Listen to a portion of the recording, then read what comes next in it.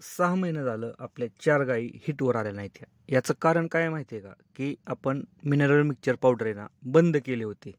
आता का बंद केली होती मित्रांनो, व्हिडिओमध्ये पूर्ण माहिती देणार आहे.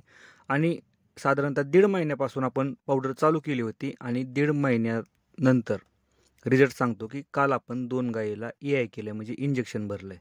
किती महत्त्वाचे मिनरल मिक्सचर पावडर आपण व्हिडिओमध्ये सांगणार आहे. आणि बंद का केली होती मित्रांनो, याचं कारण आहे की खर्च. आता काय होतं की प्रत्येक गोट्यामध्ये हा प्रॉब्लेम येतो की वडिलांना काय केलं की गायी वेल्या होत्या, आणि प्रत्येक शेतकऱ्याचं कसं असतं माइंडसेट की गायी वेल्यात आता दूध काढायचं. मी ह्याच्या आधी सुद्धा व्हिडिओ बनवले होते की शेतकऱ्यांचं माइंड कसं असतं, गायी वेल्यानंतर खर्च करायचा नाही, फक्त आपल्याला प्रॉफिट बघायचं. आणि हेच माझ्या गोट्यामध्ये पण झालं की वडिलांना काय केलं की पावडरीवरती खर्च जास्त होतोय म्हणून पावडर ठेवायचं बंद केलं. म्हणजे गायींना पावडरीच बंद करून टाकल्या. त्यांना वाटलं की 3 महिन्यानंतर येतील ॲटोमॅटिकली, कारण खुराक चांगला आहे, वैरण चांगले, मग गायी ॲटोमॅटिकली हिटवर यायलाच पाहिजेत असं त्यांचं म्हणणं होतं. याच्यावरती आमचा वाद झाला की तुम्ही असं करू नका, थोडाफार खर्च करावाच लागतो. पण नाही, ऐकलं नाही, वडिलांना काही सुद्धा ऐकलं नाही आणि पावडर बंद केली. ठीक आहे म्हणलं, जाऊ द्या, तुमच्या मनानं करायचं तर धंदा करा. 6 महिने झालं मित्रांनो, एकही गाय हिटवर आली नाही. 4 गायी वेल्या होत्या, एक सुद्धा गाय हिटवर आली नाही 6 महिन्यात. डॉक्टरांना कॉल केला, बघितलं पिशवी चेक करून. आता डॉक्टर कोणते की ज्यांच्या आपण अंडर ट्रेनिंग घेतलेले आहे त्या डॉक्टरांना बोलवलं.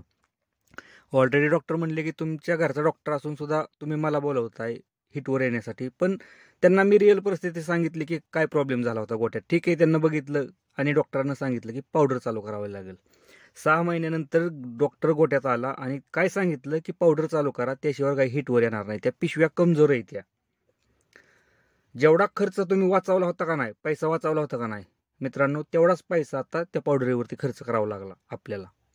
आणि सगळ्यात महत्त्वाचा प्रॉब्लेम काय झाला माहिती आहे का, की पहिल्यापासून जर आपण पावडर वापरली असते का नाही, आत्ता आपल्या गाई 3-3, 4-4 महिन्याच्या गाभण असत्या. हे सुद्धा मी सांगितलं डॉक्टरांना. पण कसं आहे की ऐकायचं नाही ना, वडिलांना ऐकलं नाही आणि 4-4 महिने लेट झाल्या गाई. आता 2 गायी लागल्यात आणि साधारणतः 20 ते 25 दिवसात ह्या दोन्ही पण गायी आपण लावणार आहे मित्रांनो. म्हणजे लागून निघणारच आहे त्या, गॅरंटेड. कारण आपण फॉस्फरस ट्रीटमेंट, कॅल्शियम आणि पावडर हे चालू केलेलं आहे.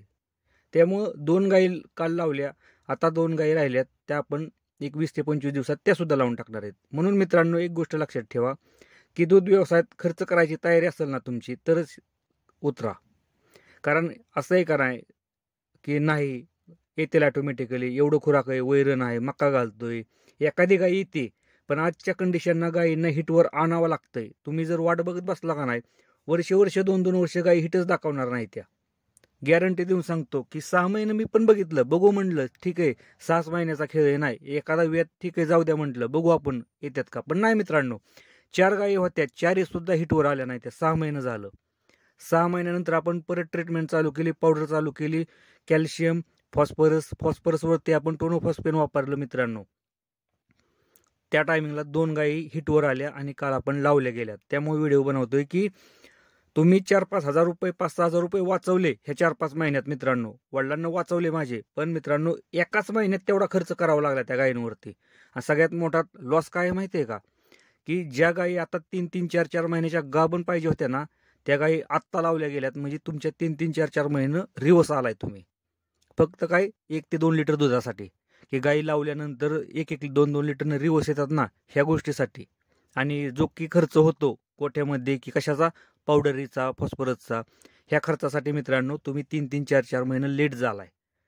त्या टायमिंगला समजलं वडिलांना की बाबा आता पावडरीवरती आपण खर्च करावाच लागतोय. मी पण म्हणलं जाऊ द्या म्हणलं मित्रांनो, ठीक आहे एकदाच समजल ना की बाबा खरंच पावडरीचं महत्त्व किती आहे. आणि समजलं आता की विदाऊट पावडर गाई पॉसिबलच नाही हिटवर यायला. एखादी गाई येईल, एखाद्या गोट्यामध्ये येतात, पण मित्रांनो आपल्या गोट्यामध्ये तर हा प्रॉब्लेम येतोय की गायींना जर पावडर नाही ना ठेवली, तुमची एकच वैरण, माझ्याकडे काय की निघत असतं आणि वाळली मका, कधी तर ओली मका असते, एवढंच खाय असतं. ह्याच्या व्यतिरिक्त वैरण नसते. आणि आपण काय गोळी पेंड वापरतोय, भुसा वापरतोय, ह्याच्या व्यतिरिक्त त्यांना आपण काय देतच नाही. त्यामुळं डिफिशियन्सी, फॉस्फरस असेल, कॅल्शियम असेल, ही डिफिशियन्सी त्यांना येते.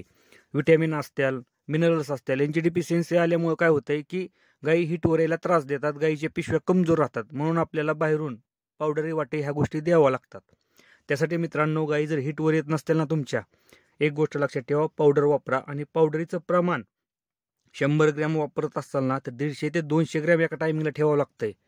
ही गोष्ट सगळ्यात महत्त्वाची आहे. 100 ते 200 ग्रॅम एका टायमिंगला ठेवावं लागतंय, कारण तेवढ्या प्रमाणात आपल्याला पावडरीचं प्रमाण वाढवावं लागतंय गाई हिटवर यायला. आणि ज्या टायमिंगला हिटवर येतात ना त्या टायमिंगला परत कमी करायचं मित्रांनो. ही गोष्ट गोठ्यामध्ये लक्षात ठेवायची. त्यासाठी आत्तापासूनच पावडरी वापरायला सुरुवात करा मित्रांनो. पावडर बंद करू नका. गाई हिटवर येतात आणि गाई लागून सुद्धा निघतात. व्हिडिओ जर आवडला तर लाईक करा. चॅनलवरती नवीन असेल तर चॅनलला सबस्क्राईब करायला विसरू नका. धन्यवाद.